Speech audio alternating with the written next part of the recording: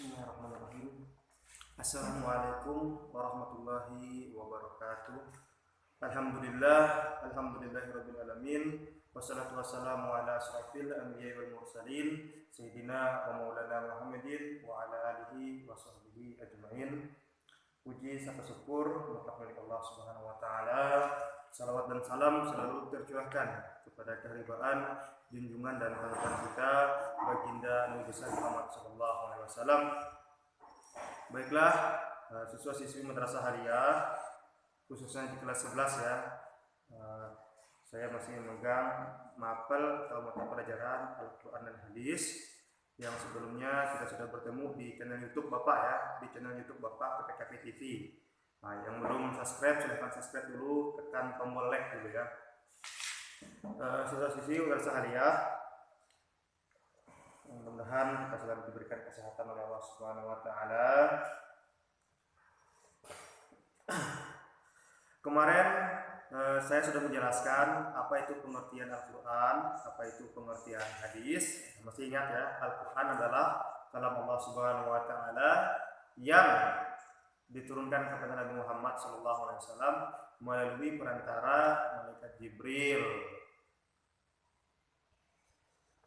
Diturunkan secara berangsur-angsur dengan lafal bahasa Arab, diawali dengan surah Al-Fatihah dan diakhiri dengan surah An-Nas.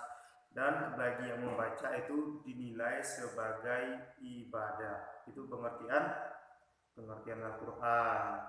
Kalau pengertian hadis adalah, kalau Quran kan kalam Allah, kalau hadis ini adalah sabda Rasulullah SAW yang dibukukan oleh para rawi. Ucapan Nabi, perkataan Nabi itu dibukukan oleh para rawi.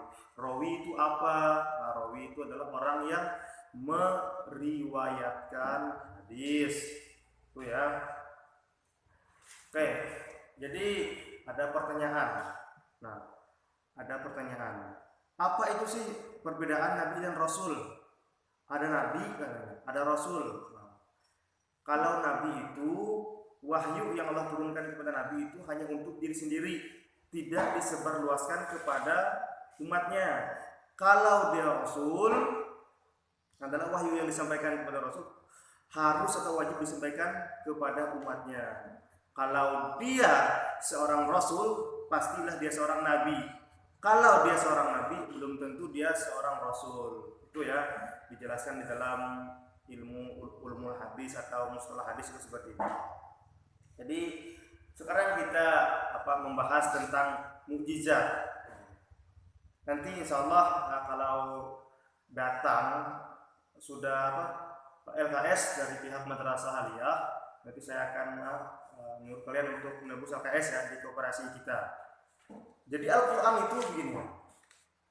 Al-Qur'an adalah kalam Allah Subhanahu wa taala yang diturunkan kepada Nabi Muhammad sebagai mukjizat. Mukjizat itu apa sih? Ada yang tahu mukjizat ya? Mukjizat itu apa? Ternyata mukjizat itu pengertiannya adalah sesuatu yang luar biasa, di luar akal pemikiran, sesuatu yang luar biasa yang diberikan kepada Nabi dan Rasul. Sesuatu yang luar biasa, mukjizat adalah sesuatu yang luar biasa yang diberikan kepada Nabi dan Rasul sebagai bentuk untuk menguatkan iman umatnya pada saat itu. Nah, jadi begini. Pada zaman Nabi Musa memiliki mukjizat. Tongkatnya bisa berubah menjadi seekor ular. Tongkatnya bisa membelah lautan. Nabi Isa lagi. Nabi Isa adalah orang yang Nabi yang memiliki mukjizat yang bisa menghidupkan orang yang sudah mati. Dan Nabi Muhammad SAW banyak lagi memiliki mukjizat. Bisa membelah lautan, keluar air dari jari manis beliau. Tetapi mukjizat yang sampai ini bisa kita rasakan adalah mukjizat Al-Qur'an. Al-Qur'an itu adalah mukjizat yang paling besar yang Allah berikan kepada Nabi kita Muhammad SAW. Sangat merugi ya orang yang tak bisa baca Al-Qur'an. Jadi kelas 11 madrasah aliyah kelas 11. Yang belum lancar, saya ingatkan lagi, yang belum lancar baca Al-Quran, belajarlah mulai dari sekarang. Belajar. Aduh ulun Pak belum bisa, belum lancar Pak, belajarlah kita. Semua kita ini harus belajar. Tidak apa yang disampaikan oleh Imam Syafi'i di dalam kitabnya Al-Mahfudhat itu kan apa tuh? Saya lupa bahasa Arabnya. Jadi barang siapa yang tidak merasakan pahit getirnya mencari ilmu, maka dia akan menelan kebodohan sepanjang hidupnya. Jadi kita ini harus memang berusaha. Capek belajar, wajarlah. Memang begitulah Tuhan orang yang mencari ilmu seperti itu. Pagi-pagi bangun. Kalau musim seperti ini kan cuma Bapak Ari si YouTube BY, si YouTube BY kareh binonto ya. Itu kan menunda-nunda menunda-nunda waktu untuk menuntut ilmu. Karena itu ada semangat membuka link YouTube ya, tinggal membuka apa ya. Sebenarnya itu menunda waktu ya. Nah, jadi mukjizat Al-Quran yang diberikan kepada Nabi kita Muhammad SAW itu adalah mukjizat yang paling besar yang Allah berikan pada saat ini, yang kita bisa rasakan pada saat ini.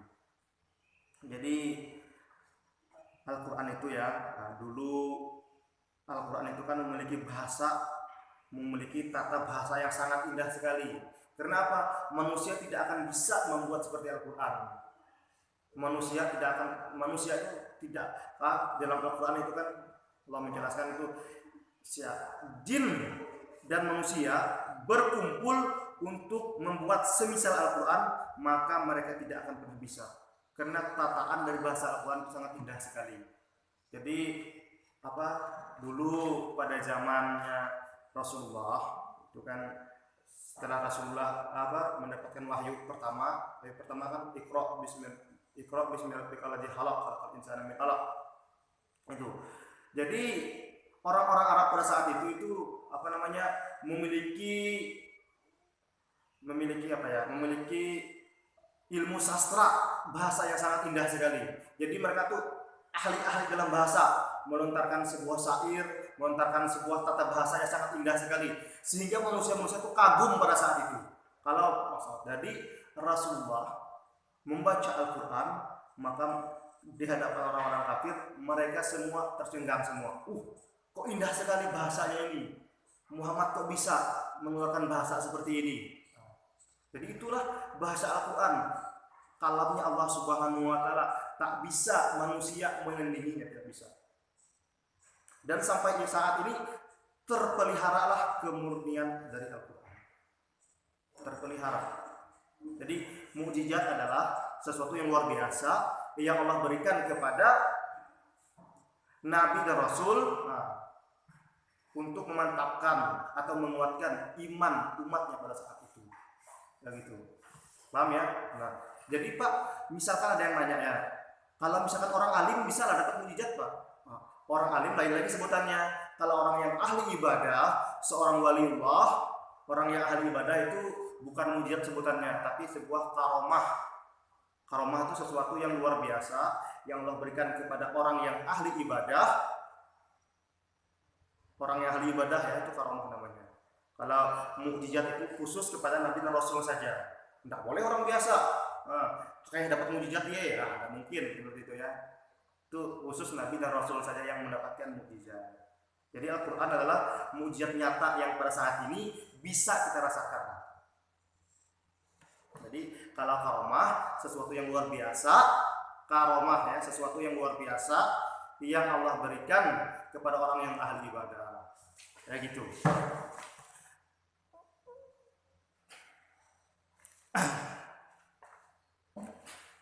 Paham ya, sudah ya? Oke, itu insya Allah ada di LKS kalian ya. Nanti saya lihat di link itu seperti itu awal-awal dari pembelajaran Al-Quran dan hadis. Jadi ada lagi macam-macam dari kualitas dan kuantitas dari sebuah hadis. Nah, ada hadis sahih, hadis hasan dan hadis dhaif, itu tingkatannya menurut kualitas dari hadis. Santai aja kita ya. Kita ini santai dulu. bertahap. Paling di channel YouTube Bapak nih paling lama lah 10 menitan lah, 10 menitan.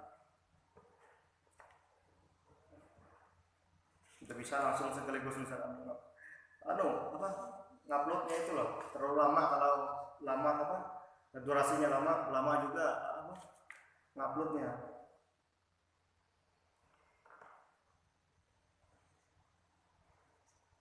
Mungkin ini dulu ya, mungkin ini dulu yang dapat Bapak sampaikan. Mudah-mudahan bermanfaat untuk kita semua.